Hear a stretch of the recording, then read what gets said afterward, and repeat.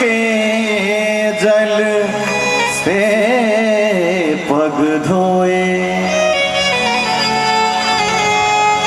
देखी सुदामा की दीन दशा, करुणा करके करुणा निधि रोए, पानी पदार्थ को हाथ छुयो नहीं, नैनन के जल सो पग धोए। ये स्थिति है। भगवान इस प्रकार से प्रेम दे रहे हैं, रुक्मिणी महारानी चमन डोला रही है। भगवान की सेवा करने के लिए 16,108 पत्नियां हैं, सब लगी रहती हैं। कई भगवान हमको बोलते हैं, लेकिन भगवान किसी को नहीं बोलते। अरे इनको कौन कहे, देवी देवता सब लालायित रहते हैं। भगवान खाली कह दे आप चवट डोलाओ, सब दास दासी सब में लगे रहते हैं। भगवान सुंदर ढंग से वस्त्र आभूषण पहना करके सुंदर भोजन पवाया, अपने हाथ से पंखा करते हैं। देवता लोग सोच रहे हैं इस ब्राह्मण का कौन से जन्म का यह फल है। ब्रह्मा जी अपनी डायरी को खोल करके देखते हैं कि इस ब्राह्मण के भाग में मैं कहीं नहीं देखता हूँ कि कोई ऐसा भाग्य की रेखा भी है। लेकिन भगवान गोविंद सर्वनियंता जगदाधार जगत पालक अकारण करुणा वरुणालय आज इस ब्राह्मण के ऊपर ढड़े हुए हैं। इसीलिए श्री बिंदु जी महाराज ने बड़ी सुंदर भाव कहा, न जाने कौन से गुण पे दयानिधि रीझ जाते हैं। कोई नहीं कह सकता। कोई सोचे नहाने से मिल जाए, कोई कहे नियम करने से मिल जाए, ध्यान करने से मिल जाए। नहीं नहीं, न जाने कौन से गुण पर, यही सदगंध कहते हैं, यही हरि भक्त गाते हैं। न जाने कौन सा गुण पर दयानिधि रीझ जाते हैं, दयानिधि रीझ जाते हैं। भगवान कैसे रिझ जाएंगे, कोई नहीं कह सकता। भगवान श्याम सुंदर इस प्रकार से सुदामा जी से मिले हैं, चर्चा किए हैं। मेरे मित्र विद्या अध्ययन करते समय गुरुदेव की बात सब याद है, स्मरण है। सब बात सुदामा जी के साथ शेयर करते हैं कि कैसे हम लोग बरसात के समय भी गुरुदेव की आज्ञा पाकर के जंगल में गए, वर्षा होने लगी, फिर भी हम लोग डर गए थे। लेकिन गुरुदेव इतना कृपा करते थे कि ढूंढते ढूंढते हम लोग के पास आ गए। ये होती है गुरु की करुणा। हम लोग की सेवा को देख करके उन्होंने आशीर्वाद दिया कि आप अपनी विद्या कभी विस्मृत नहीं होगी। इस प्रकार गुरुदेव का स्मरण करके जैसे ही आगे की जीवनी के बारे में कहा है, सुन करके द्वारकाधीश भगवान कहते हैं मेरे मित्र आपने विवाह किया कि नहीं किया। सुन करके सुदामा जी महाराज कहते हैं हाँ हाँ मित्र, विवाह करने का मन नहीं था, लेकिन फिर भी हम विवाह किए। सिर नीचे करके बोलते हैं। भगवान मजाक करने लगे, मित्र तुम तो कहते थे विवाह नहीं करना है, फिर विवाह कर लिए। भगवान बोले, भगवान के सामने सुदामा जी कहते हैं मेरे मित्र इच्छा तो नहीं थी, लेकिन माता पिता तो नहीं माने, जबरदस्ती करा दिया। तो मुझे खबर नहीं किया, बोले कि इतनी गरीबी थी, पत्र तो भेजा था। लेकिन एक बात और कहूँ, तुम्हारे बारे में पता नहीं था, हम कहाँ भेजते। तुम तो कभी वृंदावन, हमने पहले सोचा मथुरा में होगे तो मथुरा में नहीं, सोचे गोकुल में तुम नहीं, वृंदावन में नहीं, पुनः मथुरा में तो मथुरा में नहीं, कहाँ सुरसेन मंडल में वहां नहीं, फिर कहाँ, बोले द्वारिका में। तुम द्वारिका में आ गए। एक व्यक्ति का एक अस्थाई पता हो तब तो कोई पत्र भेजा जा सके,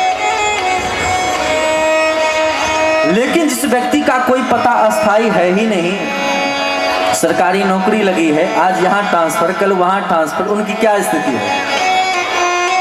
उनका तो घर ही एक जगह ही अस्थाई बात कहा।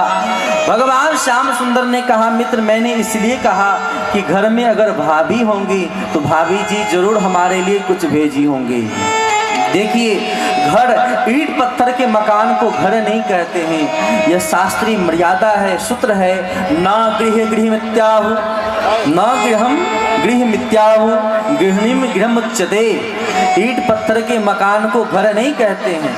घर के जो मालकिन हैं उनको हम घर कहते हैं। जैसे वसुदेव गृहे जातो साक्षात परम पुरुषः, वसुदेव जी के घर में साक्षात परम पुरुष परमात्मा अवतरित होंगे। लेकिन क्या वसुदेव जी के घर में जन्म लिए? भगवान का जन्म कहाँ हुआ? कंस के कारागार में। तो घर कहने का मतलब ये नहीं था। घर कहने का मतलब है गृहिणी, मतलब पत्नी। उनके पत्नी के गर्भ से भगवान जन्म लेंगे। तो भगवान श्याम सुंदर सुदामा जी से कहते, सुदामा जी भाभी घर में है तो भाभी ऐसे नहीं भेजी होंगी, कुछ तो ले। सुन करके सुदामा जी महाराज इतने वैभव को देख करके डर रहे हैं। ऐसे मित्र को मैं कैसे दे सकता हूँ? इस प्रकार देख करके भगवान श्याम सुंदर को देने में आनाकानी कर रहे हैं। भगवान श्याम सुंदर इशारा भी करते हैं, मेरे मित्र तुम्हारा स्वभाव लगता है बदला नहीं। मेरा स्वभाव क्या है जानते हो? पत्रम पुष्पम फलम तोयम यो मे भक्त्या प्रयक्षति। भगवान ये नहीं कहते मुझे कौन सा पत्र चढ़ाओ, मुझे तुलसी ही प्रिय है। भगवान ऐसा नहीं कहते। पत्रम एक वचन, पुष्पम एक वचन, फलम कोई भी पत्र चढ़ाओ, कोई भी पुष्प चढ़ाओ, कोई भी फल चढ़ाओ, लेकिन भक्ति होनी चाहिए। यो में भक्त्या प्रयक्षति, भक्ति पूर्वक जो कुछ भी चढ़ाता है मैं स्वीकार करता हूँ। लेकिन सुदामा जी महाराज को देते नहीं बन रहा है। भगवान सेवा करते करते काख में दबाए हुए सुदामा जी के हाथों से उस अन्न को छीन लेते हैं और उसको छीनने के बाद भगवान स्वयं पान करते हैं। लक्ष्मी और सबको पान कराते हैं। जैसे ही भगवान ने दो पग हथेली में लेकर के खाया, लक्ष्मी हाथ पकड़ ली, प्रभु हम लोगों के लिए भी कुछ रहने दें। आपने सभी वैभव तो दे ही दिया, इस लोक यही लोक और परलोक दोनों लोकों में आपने इनके साम्राज्य को बढ़ा दिया है, कुछ मेरे लिए भी रहने दें। कुछ संत कहते नहीं नहीं, ऐसा कहा कि अगर आपने कच्चा चावल खाया तो कहीं पेट खराब ना। तो भगवान को इस ढंग से ये रिझाए हैं। भगवान उस प्रसाद को, प्रेम को पाकर के धन्य हो गए। भगवान वस्तु के भाव भूखे नहीं हैं, भगवान भाव के भूखे हैं। भाव के बस में है भगवान, भगत के बस में है भगवान। गाएंगे नहीं क्योंकि समय नहीं है, खाली इशारा कर दिया। आप स्वयं समझदार हैं, स्वयं गाते हैं। तो भगवान भावग्राही हैं। भगवान भाव को स्वीकार किया कि गाने की इच्छा है, एक दो पंक्ति गा दे। भगत के बस में है भगवान, भगत के बस में है भगवान, भगत के बस में है भगवान, भगत के बस में है भगवान। अब बिना ये कुछ भी नहीं है, भक्त है इसकी जान। भगत के बस में है भगवान, भगत के बस में है भगवान।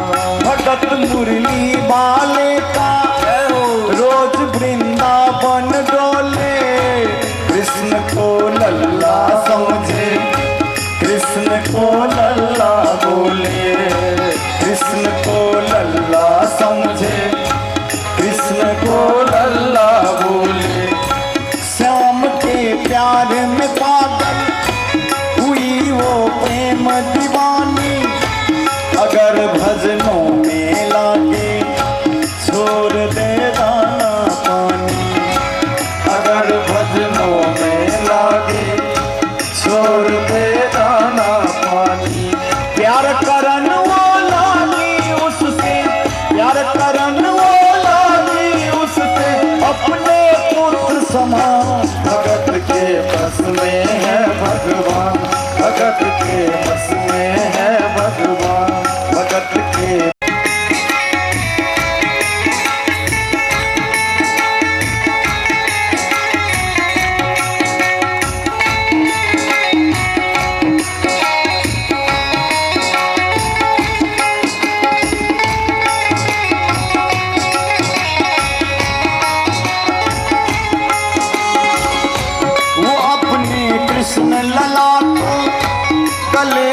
लगा कर रखे, कि लाड लगा कर रखे, हमेशा सजा कर रखे। वो दिन में भाग के देखे, रात को जाग के देखे, कभी अपने कमरे से शाम को झांक के देखे। अपनी जान से ज्यादा रखती अपने लला का ध्यान, भगत के बस में है भगवान, भगत के बस में है। भक्त बिना ये कुछ भी नहीं है, भक्त बिना ये कुछ भी नहीं है, भक्त है इसकी जान, भगत के बस में है भगवान, भगत के बस में है भगवान, भगत के बस में है भगवान, भगत के बस में है भगवान। बोलिए भक्त वत्सल भगवान की। भगवान स्वीकार किए, उनके वस्त्रों को धारण